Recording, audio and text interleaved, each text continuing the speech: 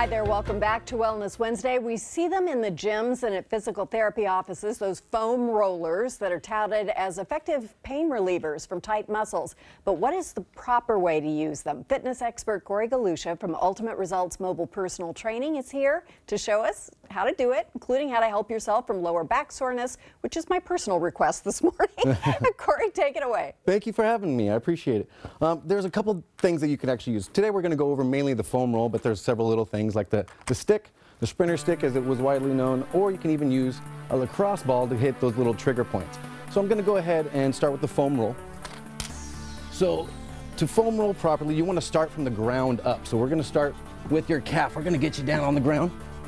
And if you have really sensitive calves, you're going to put both feet on the foam roll and lift your hips up, putting pressure onto your hands, lift your hips up off the ground and roll through the calves. Now there's several different ways to go ahead and do this. You can use both feet if you're really sensitive. If you can go ahead and handle it, you're going to cross the leg, which is going to put more pressure onto that point, onto that trigger point, and you might find a little bit more sensitivity. The first time that you're actually going through it, you're going to notice it actually being really sensitive. But the consistency is key, so you want to make sure that you keep doing it, and as you keep doing it, you're going to notice it's getting a little bit better. It's going to be alleviating a lot of those issues. So when you get to a trigger point, a couple things that you want to do. You can either go ahead and go roll back and forth for about 30 to 90 seconds. You can go ahead and go back and forth, or you can go ahead and stay on that trigger point, point the toe, come up, point the toe, come up, and you want to do this for as long as you need to, for about 30 to that 90 seconds, until that relieves that pressure. If it doesn't take that 90 seconds, you can go ahead and move on. Now the next one is going to be the IT band, or the TFL. What you're going to do is start off towards that hip. Bottom leg is going to be nice and straight. Top leg is going to be bent to help push you up. You're going to be on that elbow, keeping pressure onto that foam roll. You're going to go ahead, roll past that hip and go into the TFL or the IT band. A lot of people don't know what that is, but we'll go over that later on. So you're going to go ahead, go all the way down. Now, you also want to make sure that you're hydrated. If you're dehydrated, when you get about halfway through that leg, you're going to notice a trigger point. If you're really dehydrated, it's going to be really sensitive. You want to go ahead and make sure that you drink plenty of water to go ahead and avoid that, but you are still going to have some trigger points, especially down that middle of the leg. And what you're going to do is roll back and forth, again, from that 30 to 90 seconds.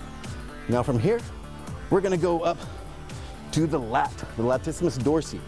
So what you're going to do is actually get into the armpit, kind of kitty corner, right on the corner of your edge, right on the back side of that rib cage. You're going to go ahead again, lift up your weight, and you're going to go ahead and roll right down on that lat. That's going to be alleviating a lot of the adhesions or scar tissue that's developed. And you're going to go right down to that middle or low part of that rib cage. You don't want to go too far past that rib cage because the body tightens up too much and you're going to you're not going to be getting the results that you want to get from it. The next is the thoracic spine. So you're going to start with your shoulders on the ball, again, lifting the hips up and rolling back. You can cross your arms, you can move your arms from side to side, open your arms, and that's going to actually open up the muscles and you can actually get down deeper into the fascia. Again, we'll move this.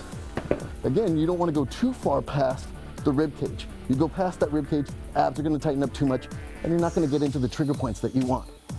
Now we can go into the piriformis, which is the glute. This one's my favorite because a lot of people don't realize that their hips are really, really tight. So what you're going to do is cross the leg over the leg that's actually bent. You're going to lean over onto that glute, getting into the piriformis, and ooh, that is sensitive.